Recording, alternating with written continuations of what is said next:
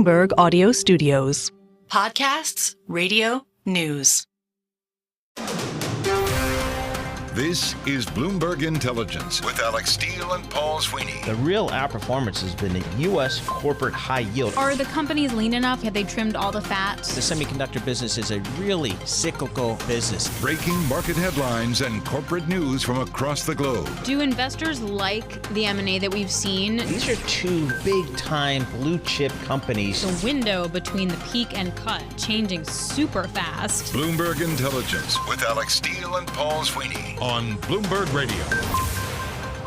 On today's Bloomberg Intelligence Show, we dig inside the big business stories impacting Wall Street and the global markets. Each and every week, we provide in-depth research and data on some of the 2,000 companies and 130 industries our analysts cover worldwide. Today, we'll look at a story about how 72 hours obliterated Archegos capital management founder Bill Huang's $36 billion fortune. Plus, we're going to take an in-depth look at the global carbon market. But first, we dive into big tech and Apple. Apple's antitrust feud with the European Union over allegedly illegal practices on the App Store intensified. For more on this, we are joined by Tamlin Bason, Bloomberg Intelligence technology analyst. And we first asked Tamlin to talk to us about what is happening with Apple right now. The European Commission announced preliminary findings in an investigation into Apple under the Digital Markets Act. This is the sweeping new competition rules that the European Union just sort of implemented in March of this year. The findings of this probe relate to anti-steering rules, so essentially to Apple's rules that it has in place to sort of prevent app developers from informing users of maybe cheaper subscription options outside of the App Store. Now, this might sound familiar because just in early March, before the DMA took effect, the Commission did fine Apple 1.8 billion euros over sort of these same anti-steering policies. Now, what the Commission said is that Apple is still not complying now with the DMA in terms of really letting developers freely engage with users and direct them to cheaper options. Specifically, this kind of, they want developers to be able to market within the app and show cheaper subscriptions within the app. So really this is kind of more pressure on those sort of App Store revenues that Apple. So what does Apple say to that? Like, what's their defense to that? Because presumably they had months to kind of get it together. What they have said is they think that they do comply with all of this. What's interesting about the DMA, though, is that this is the DMA. The European Commission did play a strong role in drafting these rules, and it's also responsible for enforcing them. And there are a lot of subjective interpretations in terms of first complying with this. So I think what we are going to see is probably the European Commission taking a very strict view of what's reasonable in these circumstances, and probably really try to get strict adherence here. So it's going to be up to them to decide whether Apple is compliant or not, and then Apple can then sort of appeal to the courts. But I do think it's pretty likely we're going to see another fine in this and some behavioral remedies coming down the line. We've seen this time and time again where the Europeans just start nitpicking at these U.S. technology companies. Tamlin, what's the feeling within the regulatory environment of Europe as to really what they're trying to do here? Because it just doesn't seem like it's even relevant. I mean, it just, at the end of the day, they just, whether it's Google or Facebook or they just write checks here to make it all go away. Do European regulators recognize that it just doesn't seem to be that immaterial what they're doing? Right. Yeah, so I think if you look at this specific investigation, this is one that sort of came out of sort of Spotify, which of course is headquartered in Europe, and the app developers have complained that Apple is squeezing them too hard. So I think in some of these instances, Europe is trying to protect some local players by sort of ordering a sort of loosening of these rules that sort of maybe benefit the gatekeeper on the DMA, which would be Apple, Google, Microsoft, others, and they are sort of trying to show domestic industry that they're trying to pry open the markets. But I do think you're right that I think at this point investors are sort of kind of just shrugging this off. This is just one thing after another. I will point that a difference under the DMA is that the timeline is really much quicker than under sort of former case law where it may take 3-4 years until you got result after an investigation.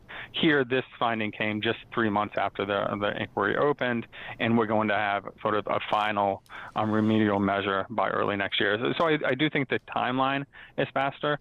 Whether or not this results in sort of the impact that the regulators might be looking for, I think definitely remains to be seen. And I think investors are definitely looking a little bit askew at it and thinking maybe this is sort of just more of the same. And Alex, I mean, it's really almost maybe even more than 30 years ago that Microsoft started going through this same whole thing with the European Union. And again, investors became conditioned to, it's no big deal. They just write a check and it kind of goes away. The tobacco industry, investors kind of said, put it in context, it's not that big a deal.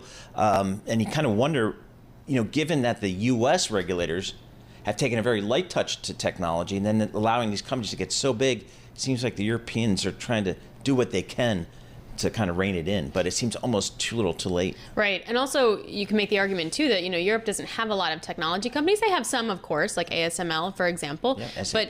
But, exactly, SAP. But I mean, can you name any more? No, I'm sure there's some, but I think that's kind of the point. If you take a look at European stocks versus the S&P in market cap like 20 years ago versus now, oh my gosh, forget that. It's really different. Hey, Tamlin, what's going on with Apple in general? Like, it seems to be making a little bit of a comeback here. What do you make of that? Yeah, I mean, I think some of this comes from sort of the recent announcement to sort of build AI into the iPhone and maybe sort of accelerate the recycle in terms of getting people to buy those phones. Definitely, I don't think the regulatory headwinds are really causing it much damage right now.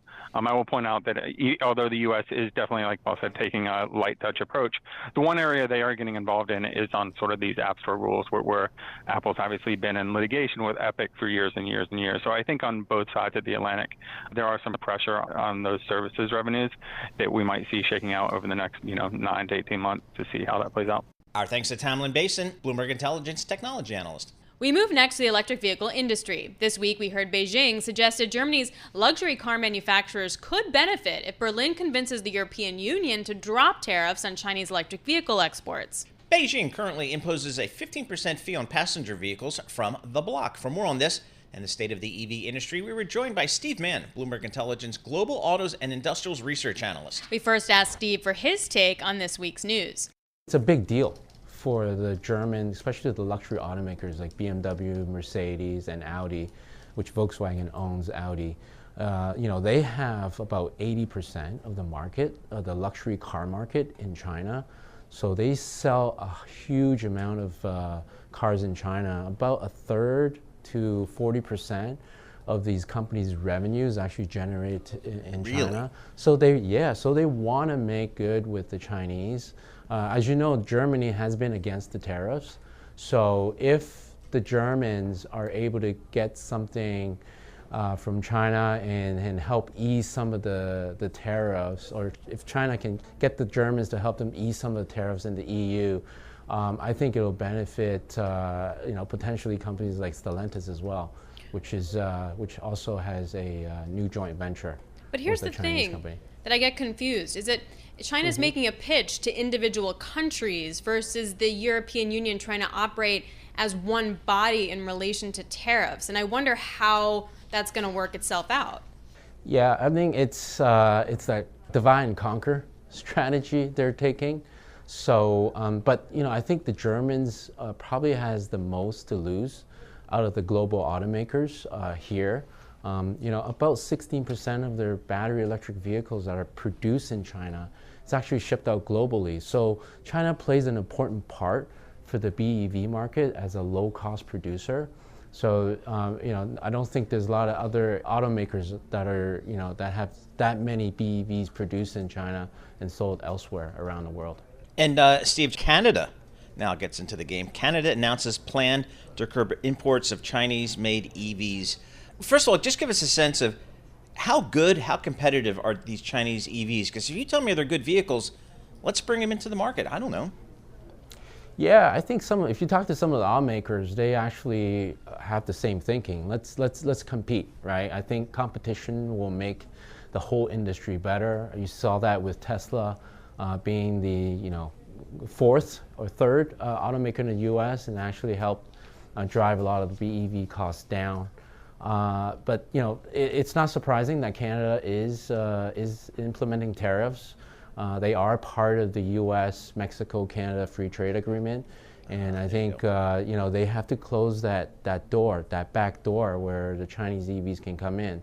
It is very competitive. I think Chinese EVs are cheap enough that if some argue that even with the tariffs, even with some engineering change so that they fit the regulatory safety and emission rules here, it'll still be a very competitive price vehicle for North America. So then to that point, we're waiting for Mexico now, right? Because I think we talked about this before. So not only is Canada going to put tariffs on EV imports, they're also going to curb imports of Chinese-made EVs. The idea is that if Mexico doesn't have any of those restrictions, that they can just import EVs from China and then through Mexico go into the U.S., and that's a different way of operating. When do we get that from Mexico? I think there are some negotiation that's happening now with Mexico to kind of implement similar tariff. I've heard that Volvo is already kind of lobbying. Volvo is actually part of Geely, is actually lobbying the Mexican government to not implement, to not put tariffs in place. So the negotiations are ongoing. I don't think we're going to have to wait too long to hear any news from that. All right, so stepping back a little bit, give us the latest thinking out of Detroit and other auto capitals around the world about EVs versus the hybrids. Is the hybrid going to be, I guess, the stepping stone to a pure EV environment, do you think? Is that still the thinking? Yeah, I think that is still the thinking. I think with BEV sales slowing down or growth slowing down, the automakers do need something else to meet the CAFE, the fuel economy regulation, the emissions regulations. So hybrid is a stopgap measure, but if you talk to all the automakers, they're still spending a lot of money on BEV. They think that is the future, because at the end of the day, hybrid vehicles do still spew out pollution or greenhouse gases. So these emission standards, these fuel economy standards, they're only going to get tighter and tighter. Our thanks to Steve Mann, Bloomberg Intelligence Global Autos and Industrials Research Analyst. Coming up, we're going to look at Bloomberg Intelligence's mid-year outlook for North American restaurants and food service companies. You're listening to Bloomberg Intelligence on Bloomberg Radio, providing in-depth research and data on 2,000 companies and 130 industries. You can access Bloomberg Intelligence via BI Go on the terminal. I'm Paul Sweeney. And I'm Alex Steele, and this is Bloomberg. You're listening to the Bloomberg Intelligence Podcast. Catch us live weekdays at 10 a.m. Eastern on Apple CarPlay and Android Auto with the Bloomberg Business app. Listen on demand wherever you get your podcasts or watch us live on YouTube. We look next at the restaurant and food service industries. Bloomberg Intelligence recently released its mid-year outlook for both in North America. For more on this, we were joined by Michael Halen, Bloomberg Intelligence Senior Restaurant and Food Service Analyst. We first asked Michael what he's expecting for the back half of the year. Sales are probably looking a little bit better just because than they were in the first half, because the year-over-year comparisons are getting easier.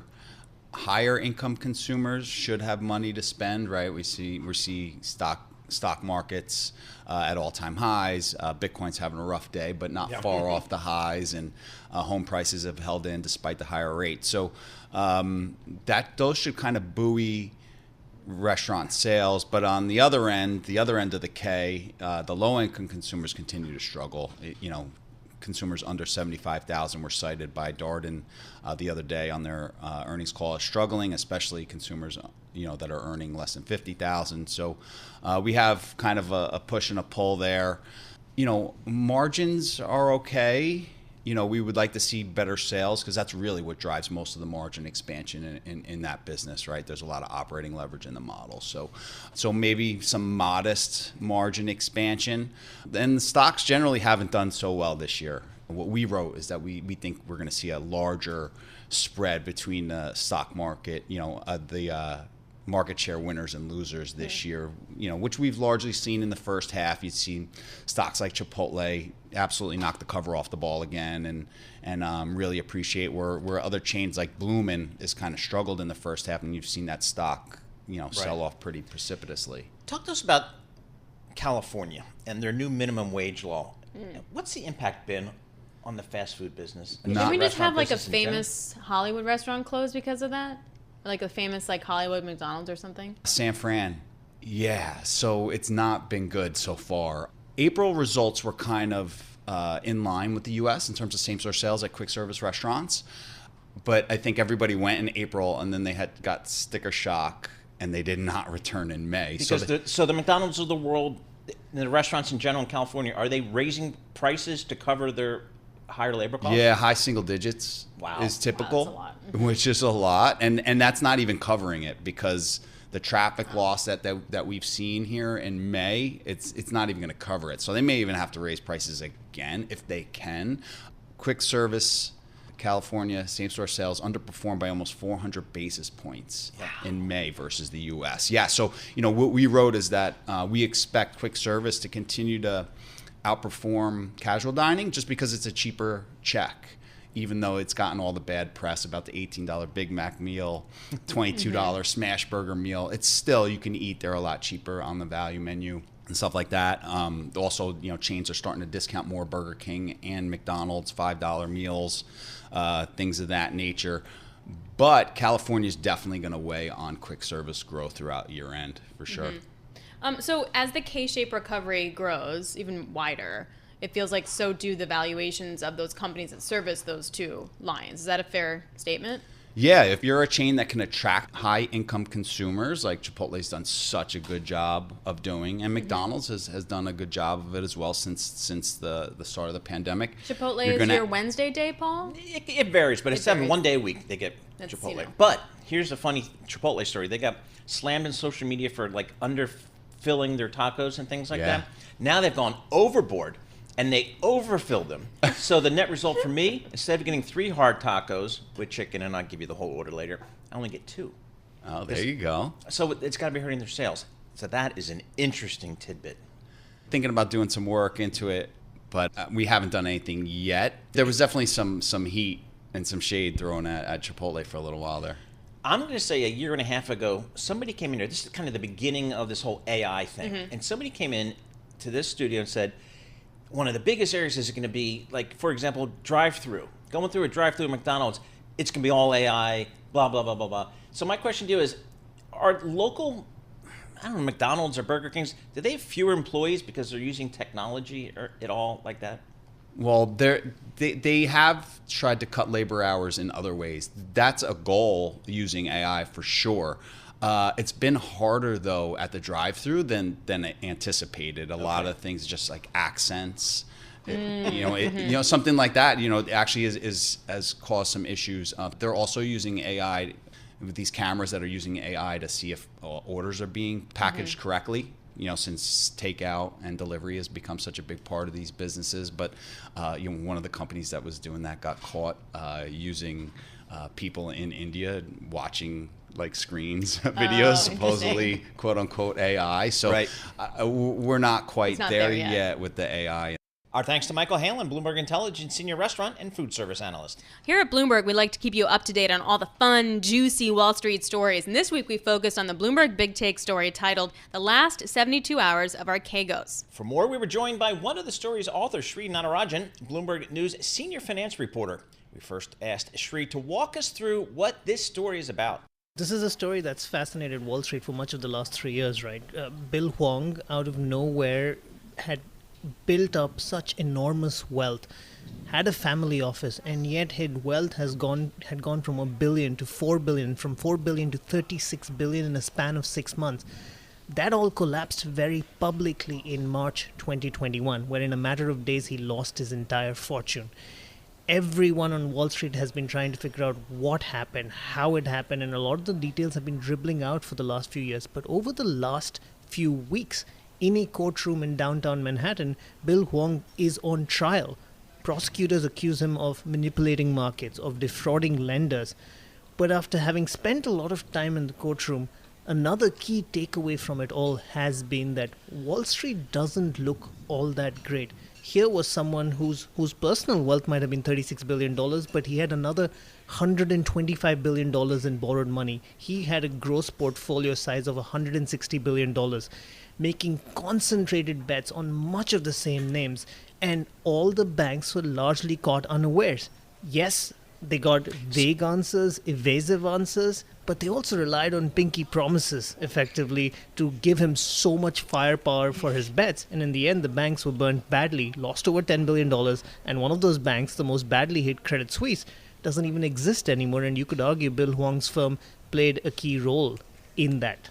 So, Sri, what I found fascinating about this article, and it's a great minute-by-minute walk through a 72-hour period when it all kind of came to an end for everyone involved, was that the banks did not know that Bill Hwang and his firm was layering on such concentrated bets across various firms. One bank didn't know what the other bank was doing, therefore they didn't know the magnitude of the exposure. How did that happen? And look, in all the conversations we have, they will tell you, we're not allowed to ask. If you're in the prime brokerage business, if you're in the business of extending leverage to your clients, the client doesn't necessarily have to tell you or show you their exact portfolio. They will claim secrecy. They will claim proprietary information. But at the end of the day, banks can also say, if you don't give me as many disclosures as possible, I will not give you that money. That never happened. These guys would come in and say, yes, we have a diversified portfolio, and yes, don't worry, we have all the controls in place, and it's across a mix of names. And the banks would believe that.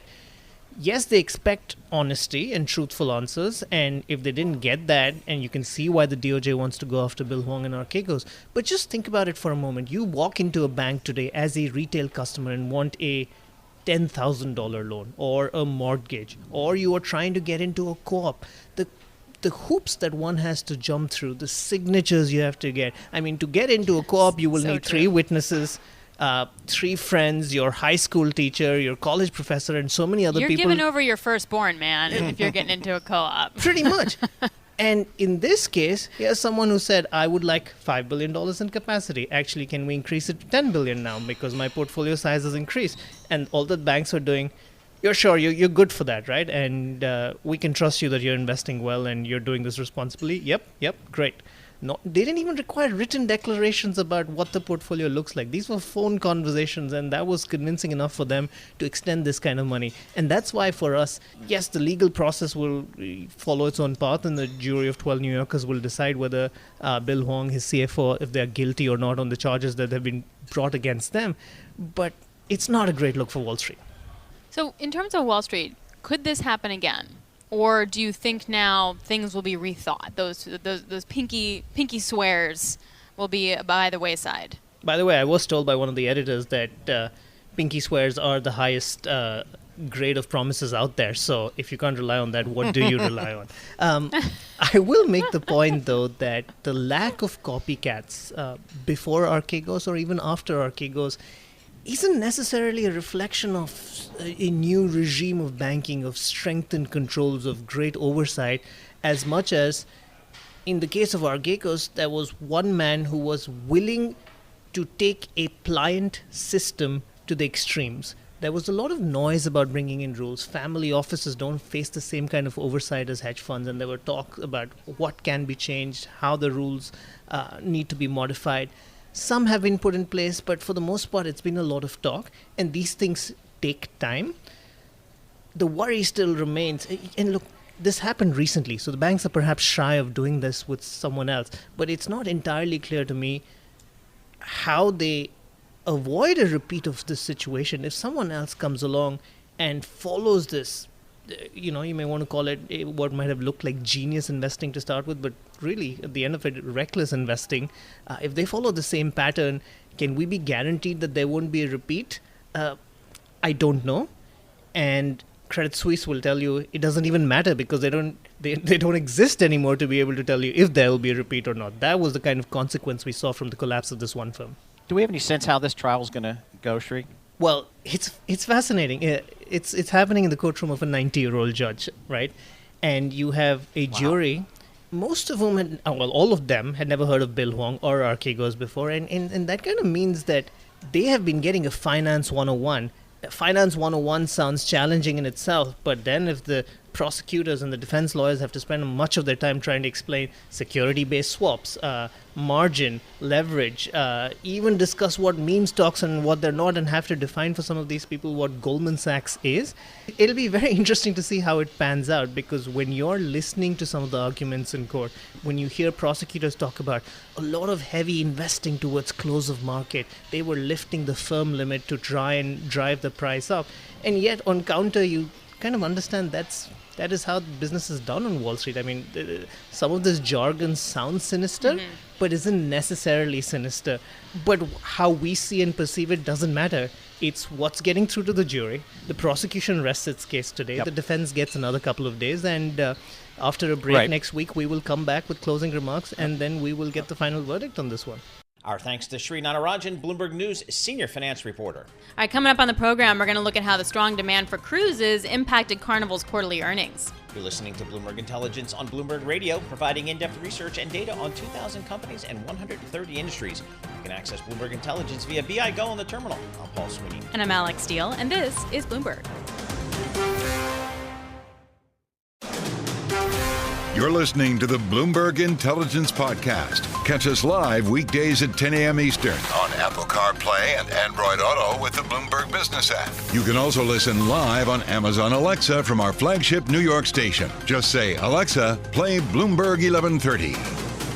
We move now to the cruise line industry and Carnival. This week, Carnival raised its full-year earnings outlook after strong demand for cruises helped it post a surprise profit last quarter. For more, we were joined by Brian Egger, Bloomberg Intelligence senior gaming and lodging analyst. We first asked Brian to make sense of Carnival's positive results. I think what Carnival is seeing is going beyond pent-up demand from the pandemic to genuine, ongoing, sustainable, disposable spending on leisure travel. So they're seeing it across the board. I mean, it really is broad-based. They're seeing it in Europe and North America. They're seeing it for both onboard spending and ticket fare gains, and they're seeing it both on new hardware and kind of legacy ships as well. So it is pretty broad-based. So is it the typical cruising customer? Is it new people coming into the industry? What are they seeing here? I think it's both. There's always a focus on new cruise customers and marketing the relative value of cruises compared to other forms of vacation.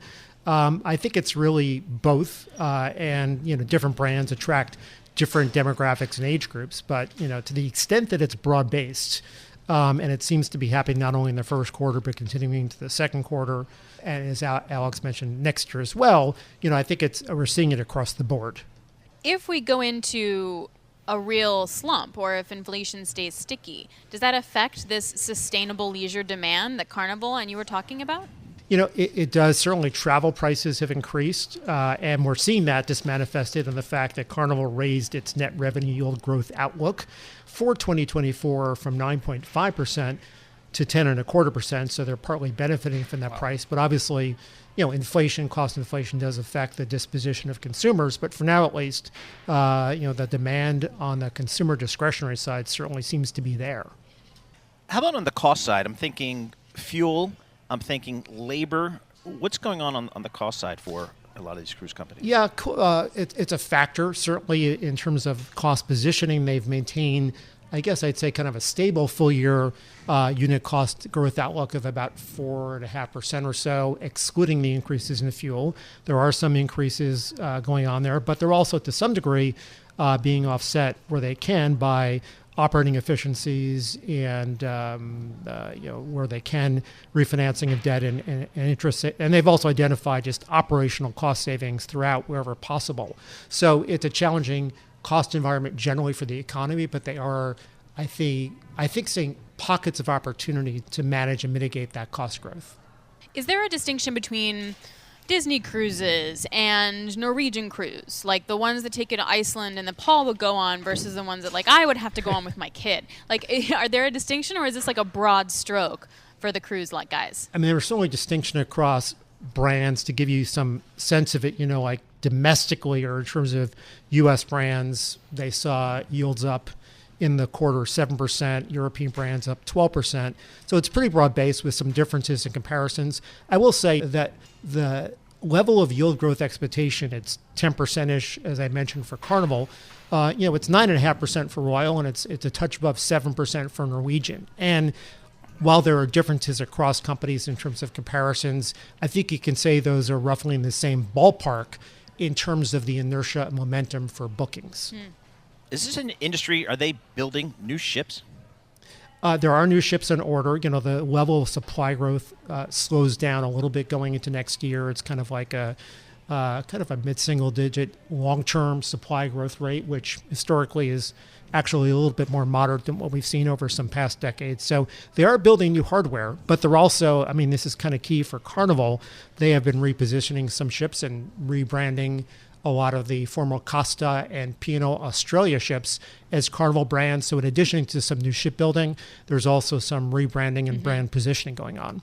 Our thanks to Brian Egger, Bloomberg Intelligence Senior Gaming and Lodging Analyst. And we have something here at Bloomberg called Bloomberg New Energy Finance. The idea behind it is to provide data on commodities, power, transport, industries, buildings, and agriculture, plus new technology. This week, we took a look at the global carbon market and also some of the price trends in the U.S. and global market. For more, we are joined by Bo Kin, Bloomberg BNEF lead U.S. carbon analyst. We first asked Bo to define what a global carbon market is.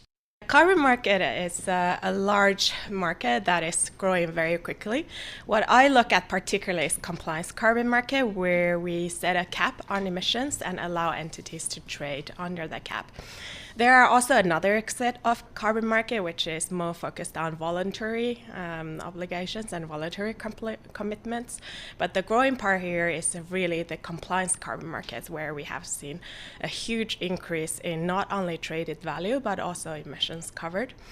Today, we have almost 20% of global greenhouse gas emissions covered, mainly boosted by countries and regulators' net zero commitments.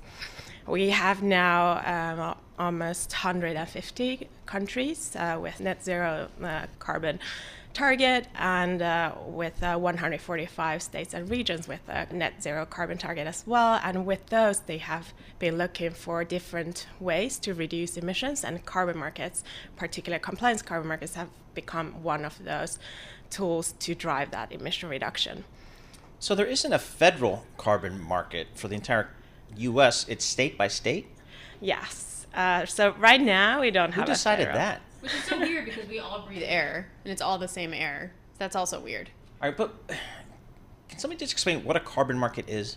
So the carbon market basically is a regulator set a target, and there are two types of carbon markets. So there's a cap and trade, where the regulator set a cap and the entities under the cap trade with each other. So just pause for the second. So basically that means that a company is only allowed to have X amount of emissions, say a year. Yeah. And then if they go over that, they have to trade those emissions and spend money buying them to then say, look, I've offset that. Yeah, Okay. It really actually depends on what kind of carbon market. So there are two. Cap and trade is basically you set a cap on overall market. So it's comprising of all the sectors that you want to set a cap on.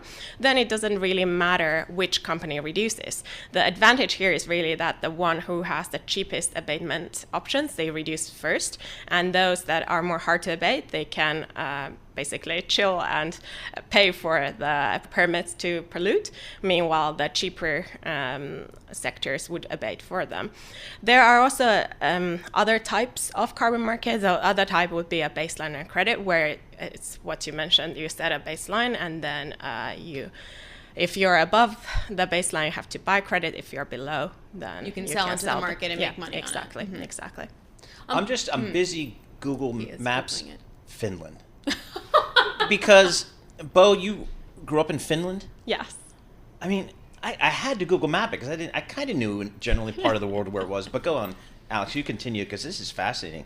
But actually, it's interesting that you wind up in this industry coming from Finland, because I feel like the Scandinavian countries have done really well when it comes to managing their carbon emissions. Why do you think that they've done so well versus the rest of the world? I think at the end, first it is that in Finland or in Scandinavia, we have the motivation. So that first you start with the target, and that's the government part, right? Like they put on, exactly, so they have strict government targets, and they've had them for a while. Exactly, and then you find different tools that will guide you, help you to get to that target. So it pretty much is like a fitness plan when you first set your fitness target, and then you find the different tools to guide you there. And in Finland, in carbon markets, really, we can't really deliver alone those net zero target or whichever target you have set. We do work in collaboration with other policies. For example, you usually have subsidies for different technologies, for carbon capture, hydrogen, or renewable energy, in addition to having a carbon market. The advantage really with the carbon market is that you have a price transparency. You typically, when we talk to people, they don't, investors or policymakers, or just normal people in the society, they don't know what decarbonization means and what it costs. And carbon market helps there. It helps bring the transparency and bring a number value to what decarbonization means today and in the future. Particularly it's in the future, that's the area where a carbon market can help with, because for example, those carbon prices that you see today, we have seen, just in America, we have seen those compliance carbon markets. So California's price has doubled since 2021. Now we have drifted slightly downwards, but we hit a record of $44 per ton this year, which is quite significant. And we have seen here in Northeast US, there's the power market, carbon market, and the value has tripled since 2021, really highlighting that the price for decarbonization has increased, and it is important for these states. How about some of the huge developing economies like China, like India? Are they worried about their carbon emissions? Are they doing anything? Yeah, they are helping as well. And they have, like China has done quite a lot in helping the energy transition globally. Well, first, they also have a compliance carbon market. They started a few years ago, and in terms of covered emissions, it's actually the world's largest. Well, everything with China is the largest. So it's 4 gigatons of emissions covered. It's only power sector at the moment, but they are looking into expanding it to cover industries as well, like cement. One of the things that has also driven this carbon market expansion is not just the net zero targets that we have been talking about, but also there have been more carbon border adjustment mechanism being introduced. So EU started first with their carbon border tariff, and now UK also is looking into setting one and announced that last December. And there are also Canada and Australia looking into this, and US we're also looking into it, but it's maybe harder because we don't have, as I mentioned before, we don't have a federal carbon pricing yet. Thanks to Bo Kin, Bloomberg BNEF lead U.S. carbon analyst. This is the Bloomberg Intelligence Podcast, available on Apple, Spotify, and anywhere else you get your podcasts. Listen live each weekday, 10 a.m. to noon Eastern, on Bloomberg.com, the iHeartRadio app, TuneIn, and the Bloomberg Business app. You can also watch us live every weekday on YouTube and always on the Bloomberg Terminal.